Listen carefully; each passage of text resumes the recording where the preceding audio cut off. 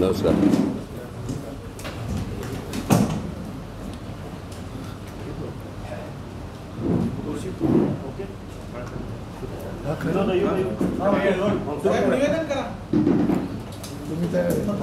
प्रथा सांगताय मला? नाही.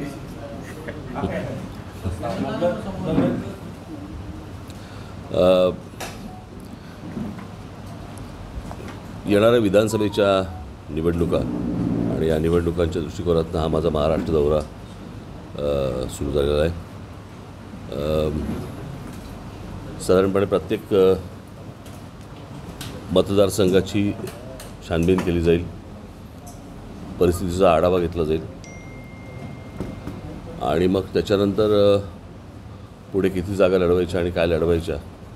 सर्वसाधारणपणे आम्ही एक 250 ते 250 जागा पक्ष लढवणार. हे काय पहिल्यांदा होत नाही, ह्याच्या अगोदरही लढवल्या आहेत. 2009लाही लढवल्या होत्या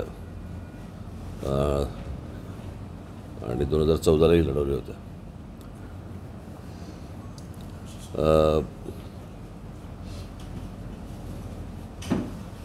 बस त्या दृष्टिकोनातनं माझा सगळा दौरा आहे. आता याच्या पलीकडे मी तुम्हाला आता काय सांगू.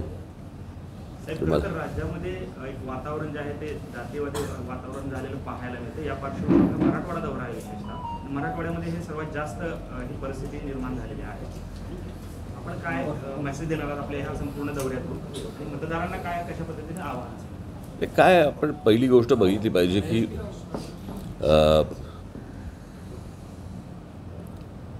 मुळात हा विषय कसला आहे. विषय आहे शिक्षणाचा, विषय आहे नोकरीचा,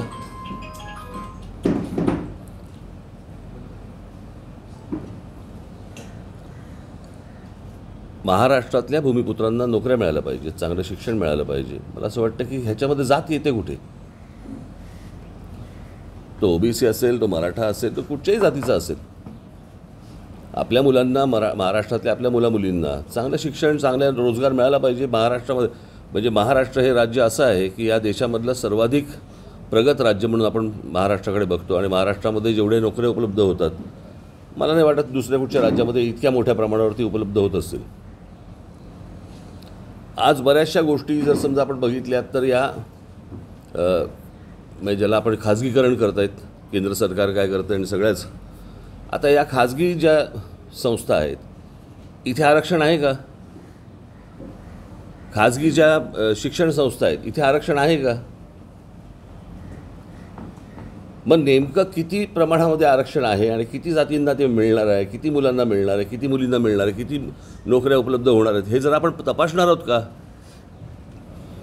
की फक्त माथी भडकवून फक्त मतं हातामध्ये घ्यायची एवढाच फक्त उद्योग आहे? आपण मला असं वाटतं काही गोष्टी नीट समजून घेतल्या पाहिजेत. हे सगळं जे राजकारण चालू आहे हे कोणाच्या ना कोणाच्या तरी खांद्यावरती बंदुका ठेवून फक्त राजकारण सुरू आहे आणि मतं फक्त हातामध्ये घेणं सुरू आहे. याच्या पलीकडे ना त्या आपल्या ओबीसी असतील, नाही तर मराठा असतील, नाही तर अजून कुठच्या मुलामुलींचा ह्याच्यामध्ये विचार नाही आहे. हे फक्त मतांचं राजकारण आहे. मला असं वाटतं प्रत्येक समाजाने ही गोष्ट समजून घेतली पाहिजे की हे आपल्याला मूर्ख बनवत आहेत आणि ह्याच्यातनं हाताला काही लागणार नाही आहे.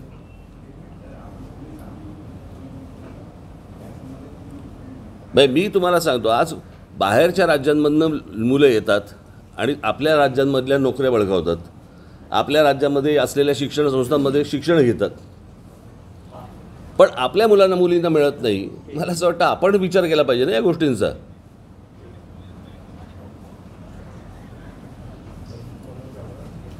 आणि मग या शिक्षण संस्थांमध्ये या मुलामुलींना का नाही आपल्याकडे शिक्षण मिळत, बाहेरच्या मुलांना का मिळतं? मग ते सगळ्या गोष्टी पैशावरती येतात. म्हणजे मूळ विषय राहतोय बाजूला आणि आपण कुठेतरी विचित्र भरकटत जातोय. आणि भरकटणं नुसतं नाही आहे, हे विष कालवणं आहे. मध्यंतरी तुम्ही देखील पाहिलं असेल, मी पाहिलं, लहान लहान मुली बोलत होत्या त्या जातीच्या याच्यावरती की आमची मैत्री तुटली आणि ह्या सगळ्या गोष्टी झाल्या. हे भीषण आहे. बरं, हे मी कधीपासून सांगतोय की हे उद्या शाळा कॉलेजपर्यंत जाणार प्रकरण,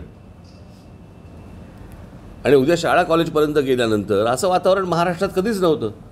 आपण असल्या गोष्टी उत्तरातल्या UPमध्ये, बिहारमध्ये अशा आजपर्यंत आपण ऐकत आलो जातीच्या विषयावरती गोष्टी. हे लोण महाराष्ट्रात यावं म्हणजे महाराष्ट्रासारखं एक राज्य ज्याने देशाला दिशा दिली, ते राज्य आज जातीपातीमध्ये खितपत पडलेलं आहे, याच्यासारखं दुर्भाग्य नाही. अशा प्रकारचं राजकारण करणाऱ्या मला असं वाटतं की जी लोकं असतील, प्रत्येक समाजाने यांना निवडणुकीला दूर ठेवलं पाहिजे. कळलं? लोकसभेला आपली भूमिका जी भूमिका त्याच्याबद्दल आपलं भाष्य काय आणि मला जातीतलं काही कळत नाही. मला ह्या सगळ्या गोष्टींमधलं खरंच कळत नाही. मला माझ्याकडे ह्याच्याबद्दल उत्तरच नाही येत. आपण सरळ प्रश्नांची वेडीवाकडी उत्तरं शोधतोय. त्याच्यात म्हणजे राजकीय नेत्यांसाठी पण असं हे लागू केलं उपवर्गीकरणामध्ये, म्हणजे जे खास करून सामाजिक आणि आर्थिकदृष्ट्या उंचावलेले आहेत तरी ते राखीव जागांमध्ये उभारतात. उदाहरणार्थ रामदास आठवले कोट्यावधीची इस्टेट असेल ह्या मंडळींची, तर ते फायदा त्यांना हे ऑन रेकॉर्ड बोलताय तुम्ही? दिसतं ना. नाही विचारतोय मी. नाही रामदास आठवलेंची नाही मी तुम्हाला विचारतोय. ऑन रेकॉर्ड बोलताय ऑन रेकॉर्ड की कोट्याधी त्यांचं जर प्रतिज्ञापत्र वाचलं की त्यांचं इस्टेट किती आहे ते सर्व दिसून नाही गंमत केली. हां तर यांना हे लागू का होत नाही? तुम्ही नोकरी आणि शिक्षणामध्ये त्यांना मी तुम्हाला सांगतो, या महाराष्ट्रामध्ये सगळ्या गोष्टी इतक्या मुबलक प्रमाणामध्ये आहेत की या महाराष्ट्रामध्ये आरक्षणाची गरजच नाही. कळलं का? म्हणजे जर व्यवस्थित पैशाचं नियोजन केलं, आज तुम्ही मला सांगा, या सगळ्या आपल्या मुंबई असेल, ठाणा असेल, पुणे असेल, या सगळ्या भागामध्ये, नागपूर असेल, या भागामध्ये ज्या प्रकारचे फ्लायओव्हर्स, ब्रिजेस आणि इतर सगळ्या गोष्टी ज्या होत आहेत, बरोबर, ह्या का होतात?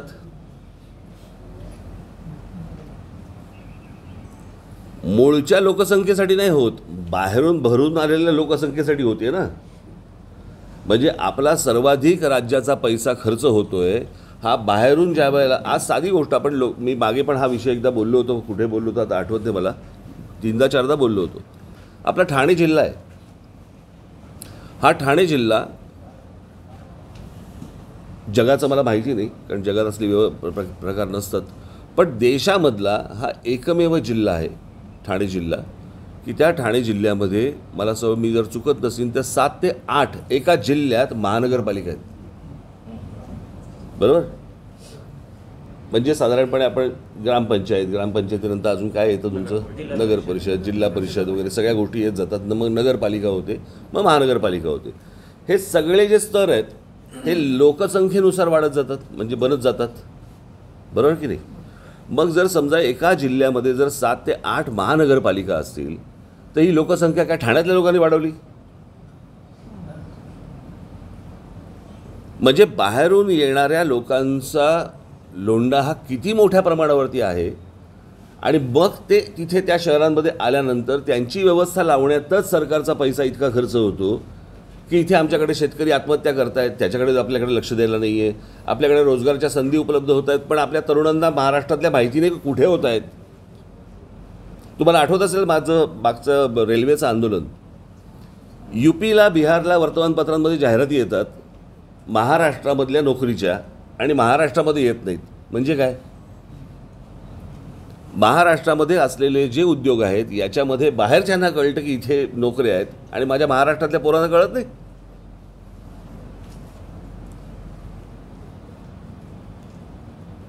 त्यांना नोकऱ्या करायच्या आहेत, त्यांना त्यांचं आयुष्य उभं करायचं आहे. आणि अशा सगळ्या परिस्थितीमध्ये मला असं वाटतं हे सगळं आपलं राज्य चालवलं जातं आहे. आज ह्यांचं सरकार आहे का त्यांचं सरकार आहे, गेली अनेक वर्ष हे असंच चालवलं जातं आहे. आणि मी बोंबलतो या विषयावरती. आता तर त्याची ती यादी पण येत नाही तुमची, काय ती बेरोजगारांची जी येते ती यादी यायची बंद झाली. सगळ्याच गोष्टी बंद झाल्या.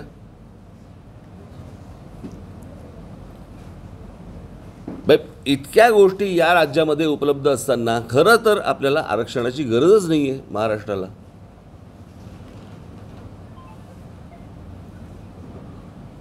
मी नेहमी सांगत आलो, आपल्या महाराष्ट्रातल्या मुलामुलींना पहिल्यांदा प्राधान्य द्या, 100%. उरल्या तर बाहेरच्यांना बोलवा. मी काय देश तोडायचा विचार नाही करत आहे, पण पहिल्यांदा सगळेच जण. आता साधी गोष्ट आपण लक्षात घेऊया ना, की नरेंद्र मोदी आत्ता काय त्या तुमच्या स्पोर्ट्सच्या संदर्भामध्ये काहीतरी बजेट आलं, बरोबर? प्रत्येकाला 1 कोटी, या राज्याला इतके कोटी, या राज्याला इतके कोटी. सर्वाधिक पैसे हे गुजरातला आहेत आणि उत्तर प्रदेशला आहेत.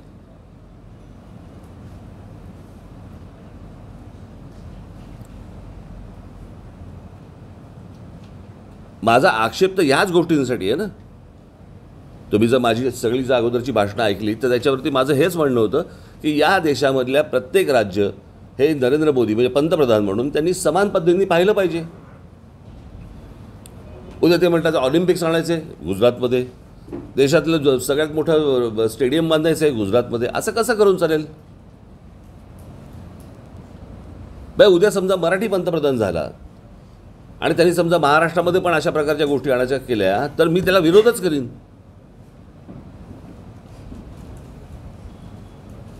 कारण तुमच्यासाठी प्रत्येक राज्य हे समान राज्य असलं पाहिजे